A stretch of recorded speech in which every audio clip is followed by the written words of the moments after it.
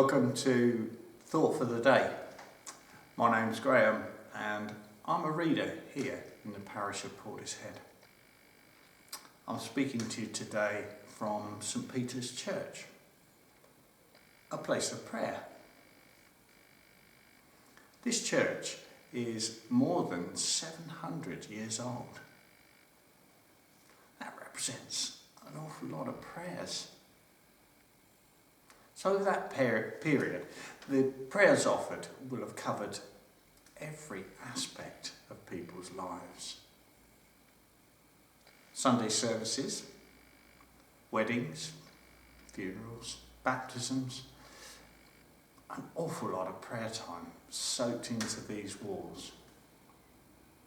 And just as today, prayer over that time will have been offered for those who are sick, perhaps those going to war, travelling. The list is endless. In sadness, in thankfulness for a myriad of other reasons. Many come into this building to talk to God in prayer. The building is actually open to all, most days of the year during the hours of daylight. And it's open for the people of this town and for those perhaps just passing through or maybe visiting the grave of a loved one. I find it easier to focus on my own prayer when I'm in a church and when my wife and I are travelling. We always make a point of visiting other churches and we read the notice boards and parish news and the prayer walls and stuff like that. We can, of course, pray anywhere and at any time, as our loving God is with us all and attentive to our needs all the time. Very often, if I'm in church doing something, people might wander in. Sometimes they're looking around or just wanting to sit down and have some quiet time. And I generally greet them, just simply to check if they're okay. Some want to know a bit more about the church, how old it is and what's gone on here. Some might be just breaking a journey from on the nearby M5, perhaps taking a little time out. So people of faith or not are drawn to churches. I recall seeing a young man sat in thought on a bench outside this church.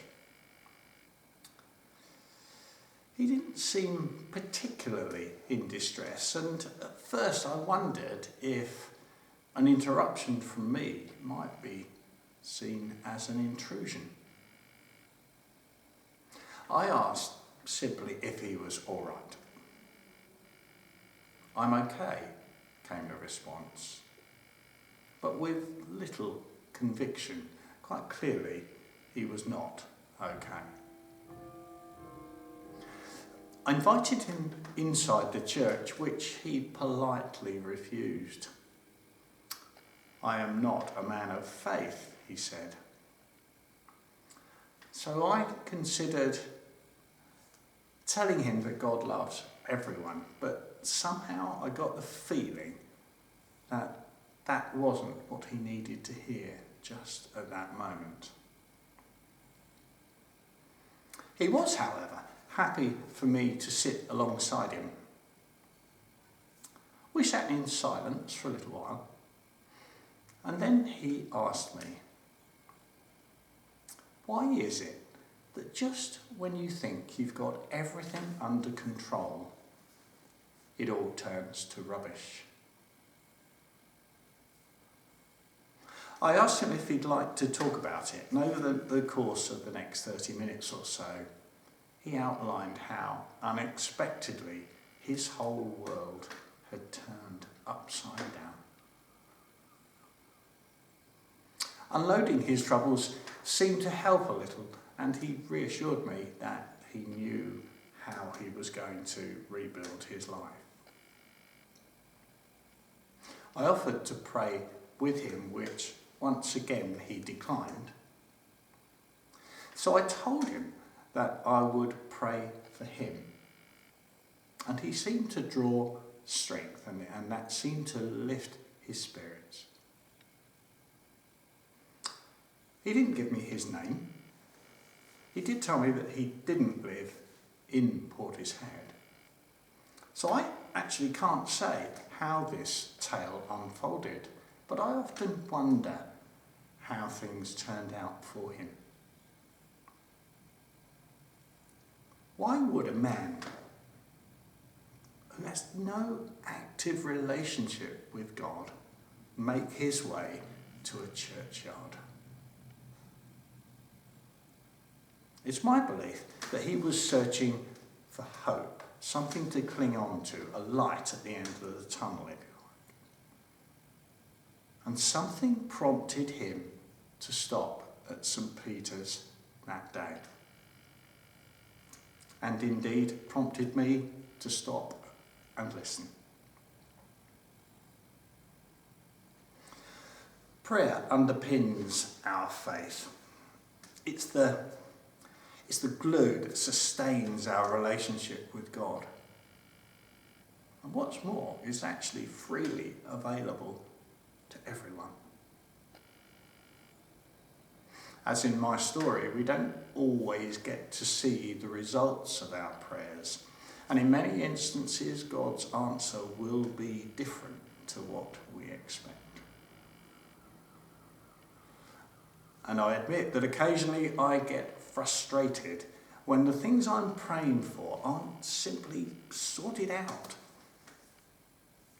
But as one of my fellow readers pointed out to me recently, it's quite okay to get impatient with God, be angry if need be, because he hears. He cares and loves us, and he understands. Jesus taught us how to pray, and in the Lord's Prayer we say, "Your will be done on earth as it is in heaven." So we're leaving it to God.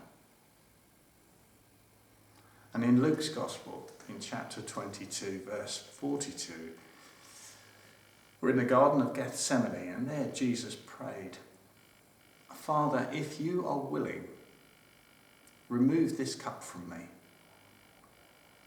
Yet not my will, but yours be done." As we enter February, and we start to see the spring bulbs popping up, continue to petition God with your prayers. Prayers in celebration of your joys and trusting him with all your worries. Go well.